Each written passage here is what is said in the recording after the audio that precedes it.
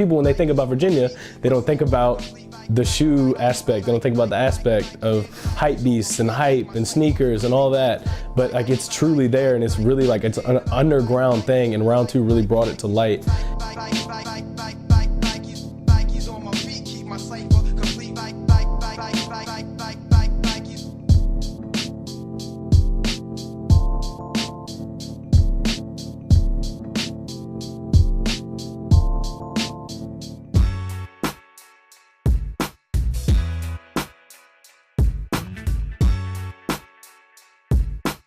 There is streetwear, and then there's the streetwear. A lot of people are doing streetwear, such as like the trends.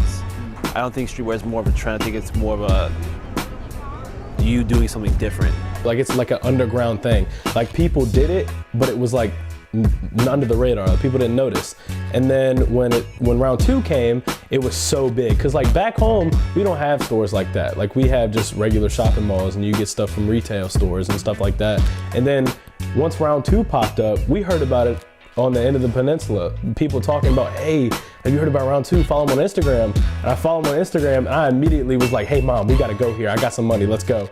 So we would go, and like when you walk in, like their original store was so different than what they have now.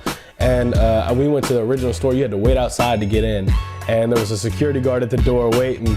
And like, that's so dope, the fact that you can go in there and you saw people outside, like the famous round two bench, stickers all over, and people go out there and take pictures and stuff like that. And to me, that's so cool. And that culture just comes together in one spot. So the underground culture that used to be there has a place to come to light and be themselves. And that to me is just amazing that they could do that just by opening up a store with that kind of culture. I'd have to admit, what I've seen, even back in the day, 6+ years ago, yeah, like I think we made it what it is, like especially me being a big time thrifter.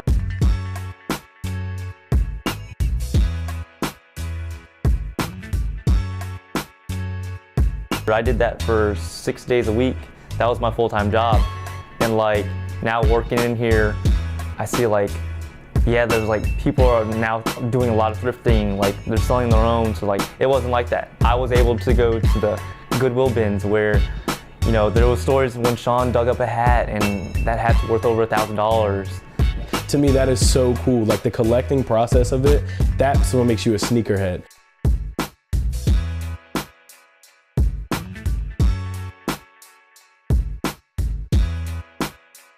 A hype beast is somebody that buys it because they did it first.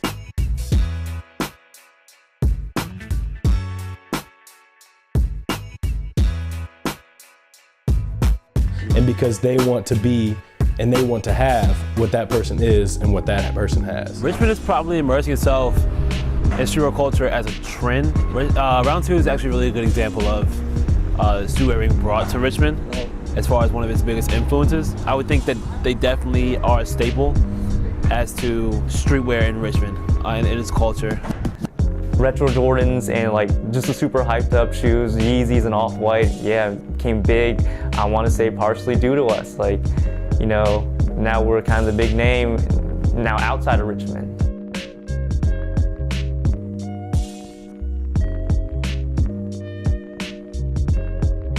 Reselling is kind of just like the stock market. It's really complicated, and everybody thinks it's kind of easy sometimes, but it's not. People think that reselling is, oh, let me hop on this Supreme wave, or let me hop on this Nike wave, or something just kind of the mainstream type stuff. If you ever go to buy something off Supreme, usually you'll end up trying to fight the bots.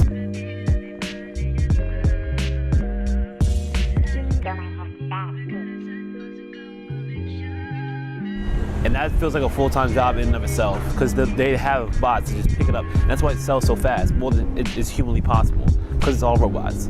Well, you can't buy more than one of the same style of product each trip throughout the process of buying something online.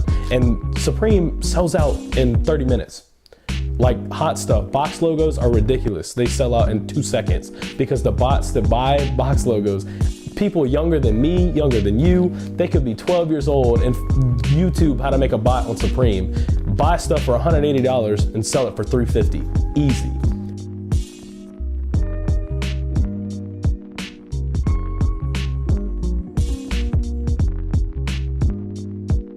GOAT, I don't trust, because I had boys back home that would cheat that system and they just would make money off of GOAT, and GOAT had no idea, because they don't really track the orders.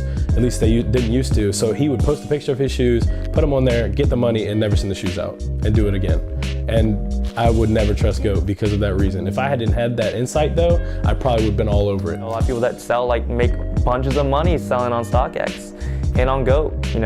It's very helpful platforms because their job too is to authenticate sneakers, and that's on a worldwide basis. So if you don't have a buy-sell trade around your area, then what else are you gonna do with the thing? I know eBay you can sell here and there, but I've heard people do really well on those platforms. Flight Club is amazing, and StockX is great because they have the guarantee on it. I don't trust eBay because eBay has a lot of fake stuff on it, and it's just one of those things where you have to know. You have to have the knowledge of the game in order to be a true member and a prominent presence in the game.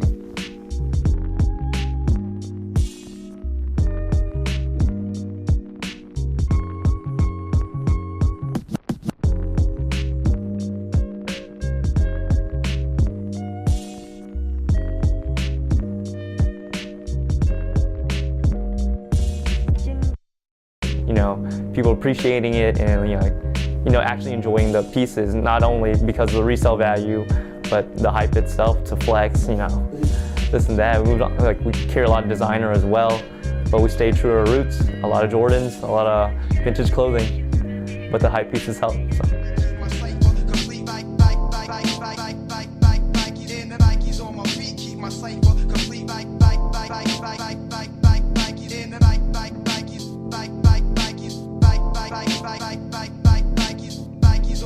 Keep my safer, complete like